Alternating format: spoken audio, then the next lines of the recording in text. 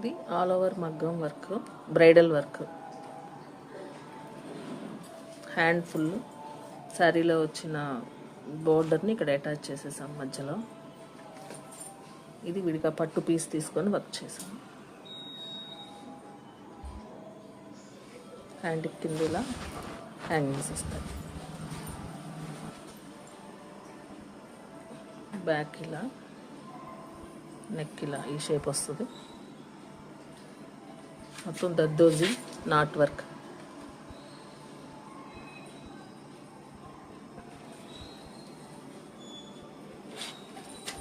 Front neck.